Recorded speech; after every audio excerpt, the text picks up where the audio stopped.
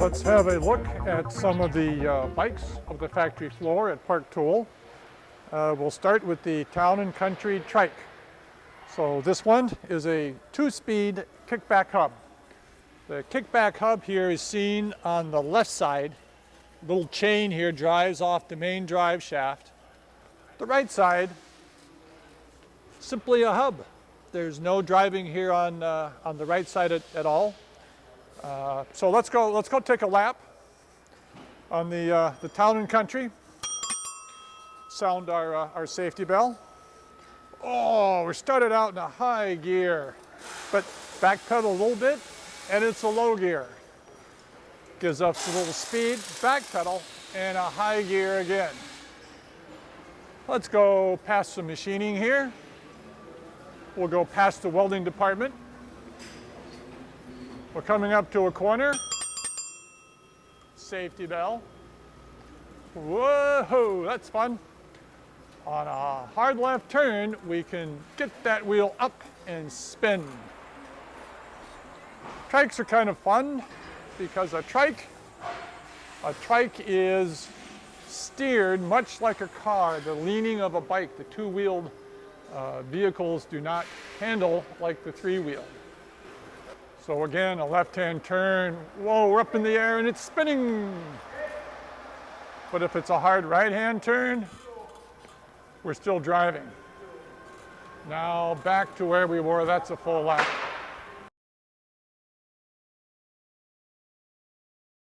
We're going to take a spin on the Sun Trike next, powered of course with Campagnolo Centaur carbon cranks, pink pedals, front suspension fork. Now we've gone with the 24-inch rear as stock, 26-inch front.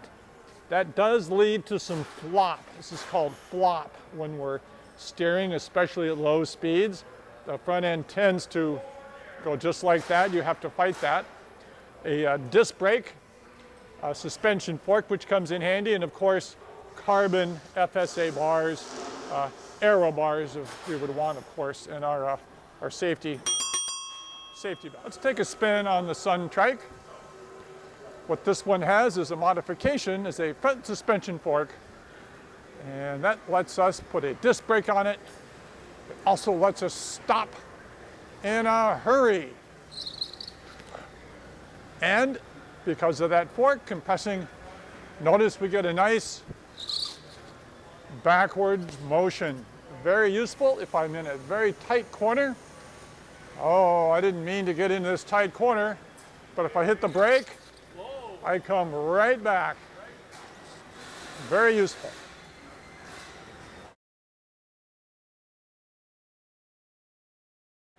We have the Schwinn Hollywood here. This is the step-through frame. We're going to go for a little spin, and we're going to show the rear wheel. So let's give a look to that rear wheel.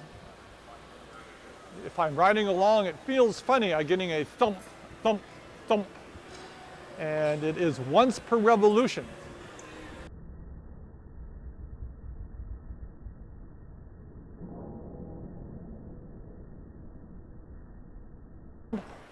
This is a tire seating problem. This is not a rim flat spot.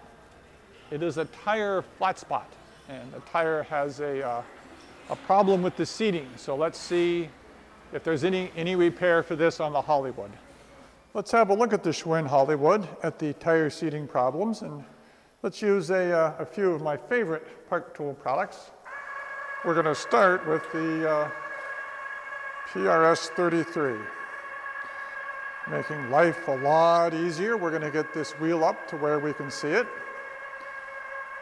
And let's give that a spin.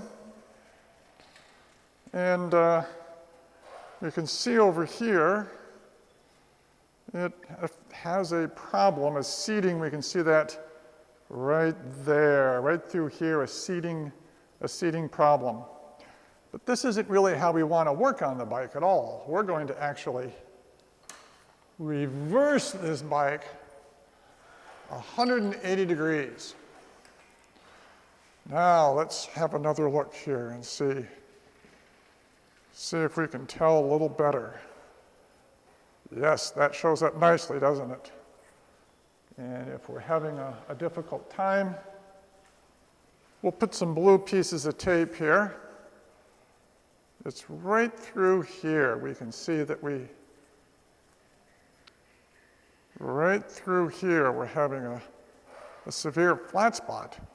Now it seems obvious here. When you watched on the camera, it was not very clear, and even in the slow motion. So to fix this, let's begin by deflating the tire. We're going to use the VC1 valve core tool. That is some quick deflation.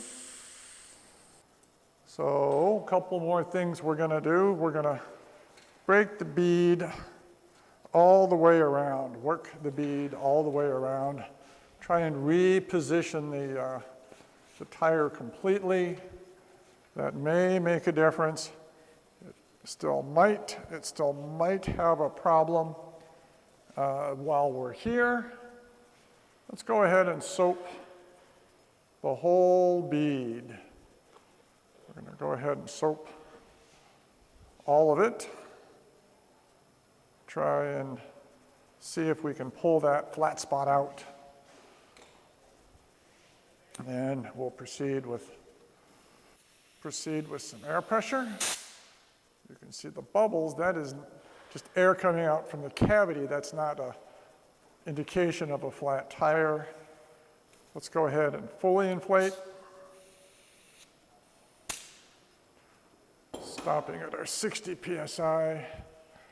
And it appears we still have that problem. So, very same place. This tire is just too deformed. We would need a new tire to solve this problem. So let's get this bike back out to the factory floor. Put us in the down mode. Just until we touch. Good to go.